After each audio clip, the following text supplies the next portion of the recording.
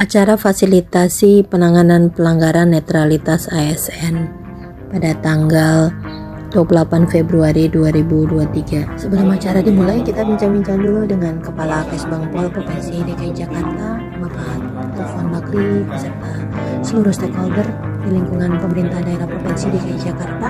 Pimpinan Bawaslu Republik Indonesia, Bapak Dr. Herwin C. Alanda, memberikan sambutan dan pengarahan pada acara penanganan pelanggaran netralitas ASN. Saat ini sebenarnya sebagai bagian dari tugas kita bersama untuk mewujudkan pemilu 2024 adalah pemilu yang benar-benar mengedepankan asas jujur dan adil. Adil di sini adalah memberikan keputusan penyelenggaraan pemilu dengan mengedepankan partisipasi publik, partisipasi pemilih, dan kita semua yang tanpa tekanan, tanpa rujukan dari yang lain. Ini juga yang akan menjadi pertemuan kita saat ini terkait dengan pengawasan dan penanganan pelanggaran netralitas aparatur sipil negara. Dalam ketentuan Undang-Undang 7 2017 itu mengamanatkan bahwa Bawaslu diberikan kewenangan untuk mengawasi netralitas ASN dan TNI Polri. Sebagaimana ketentuan yang lain juga yang mengamanatkan terkait dengan Undang-Undang 5 tahun 2014 tentang ASN, termasuk juga nantinya peraturan pemerintah nomor 4 tahun 2001 tentang disiplin pegawai negeri sipil yang justru lebih tegas dari tahun berapa ya, 2010, PP 60 tahun 2010, termasuk juga nantinya ada dua hal yang kita akan lihat dalam PP 17 tahun 2000 tentang manajemen PNS, dan ada juga PP 49 tahun 2018 tentang manajemen P3K. Walaupun agak unik juga, P3K lebih dulu diterbitkan daripada PNS. Mungkin PNS masih pakai regulasi yang lalu, sehingga kita ketika di 2018 pilkada dan 2019 pemilu masih agak bingung. Undang-undang ASN sudah berubah, tapi peraturan pelaksana di undang-undang itu masih menggunakan cantolan undang-undang perangkat turun dari pegawai. Nah, di Bawaslu sendiri kita sih sudah membuat itu dalam peraturan Bawaslu nomor 6 tahun 2018 tentang pengawasan tentang netralitas itu.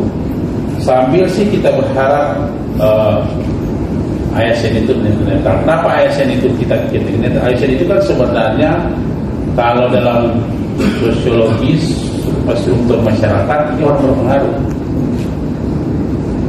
Ya mungkin kalau minta maaf mungkin di apa namanya, di komunitas di perkotaan sudah mulai berkurang, tapi di perkotaan maksudnya di apartemen apa semua yang komunikasinya agak kurang, tetapi di perkotaannya misalnya di RT RW yang ada ketemuan langsung para warga, maka PNS masih dianggap sebagai pihak atau elemen yang paling salah satu yang didengar, pihak yang menawarkan, diharapkan menawarkan solusi. Dia diharapkan akan jadi problem solver dalam mengatasi persoalan-persoalan di masyarakat. Nah, oleh karena itu maka PNS, ASN termasuk P3K yang dalam kategori ASN itu kecenderungannya itu masih didengar terkait dengan itu. Karena kan pasti akan bertanya begini, kenapa kami ini? Kalau begitu kan tidak perlu memilih saja. Kalau kami dilarang untuk melakukan aktivitas mengungkapkan pilihan politiknya. Yang kedua, ini kami agak bingung. Di satu sisi kami diperhadapkan dengan persoalan netralitas, tapi justru pejabat pembina kepegawaiannya adalah, kecuali pejabat, adalah justru orang partai politik yang notabene itu pasti melakukan upaya-upaya politik taktik untuk kemenangan. Nah, dalam konteks ini kami berharap ini harus digunakan. Memang berat juga. Saya pikir berat juga ke kawan-kawan ASN itu untuk melakukan. Tapi ya memang aturannya sudah demikian. Bawaslu beberapa waktu yang lalu sudah tanda tangan kerjasama dengan Komisi ASN. Termasuk Komisi ASN sudah melakukan portal tentang pengawasan netralitas ASN. Saya lupa namanya itu, sudah disampaikan ke kita. Nah, oleh karena itu maka tugas Bawaslu sebagai alat undang-undang akan terus mensosialisasikan terkait netralitas ASN dan juga nantinya akan memproses dugaan pelanggaran. Sebagian data di Bawaslu, sebagian pelanggaran hukum lainnya kan Bawaslu menangani sebenarnya kalau ditangani langsung pelanggaran di bawah di pemilu kan ada pelanggaran tidak pidana pemilu, pelanggaran kode etik penyelenggara pemilu, pelanggaran administrasi pemilu, dan terakhir ada pelanggaran hukum lainnya. Nah, sebenarnya sebagian besar yang ditangani oleh Bawaslu adalah pelanggaran hukum lainnya. Dan pelanggaran hukum lainnya itu paling banyak adalah terkait dengan netralitas aparatur sipil negara dari pemilu ke pemilu, dari pilkada ke pilkada. Walaupun nanti mungkin kita akan perbaiki terkait dengan ASN-nya nanti yang tugas. Nah, untuk itu kita berharap sebenarnya aparatur sipil negara sebagai pejabat publik dia bisa menjaga marwahnya supaya nanti tidak terpengaruh dengan dengan demikian karena dia sangat strategis maka jadi objek pengawasan tidak hanya oleh Bawaslu namun oleh Komisi ASN termasuk juga oleh masyarakat umum yang hadir juga pada saat ini. Karena apa? Karena ya ada power and authority, ada kekuasaan dan kewenangan.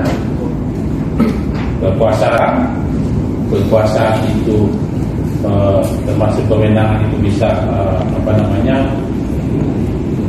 ada programnya. Misalnya dia menentukan atau merugikan salah satu peserta pemilu, maka bisa saja ada proses tindak pidana pemilu dan bisa saja sepertinya itu ada pelanggaran hukum lainnya di Komisi ASN atau kalau tidak terpenuhi di tindak pidana pemilu maka dia akan masuk ke pelanggaran hukum lainnya. Apa yang sebenarnya yang sama-sama kita bersama tentang ketidaknetralan ASN yang tadi dia afiliasi kepentingan kepada organisasi yang ada. Kemudian intervensi pimpinan terhadap ASN dan ada janji. Kalau di PKI siapa nama? Kalau di tempat lain masa pilkada. Sehingga kan ada aturan 6 bulan setelah ini kan tidak boleh masih tanpa izin sebelum dan sesudah. Apalagi pilkada sudah selesai pilkadanya masih ada 6 bulan. Walaupun kita bingung siapa yang menangani sudah selesai pilkadanya, kembali undang-undang pilkada. Nah, sebenarnya teman-teman sekalian ini ada ketentuan pasal-pasal 281, 82, 83 yang terkait dengan netralitas ASN. Tidak gunakan fasilitas jabatan. Kalau gua sih punya juga di tempat lain. Plat nomor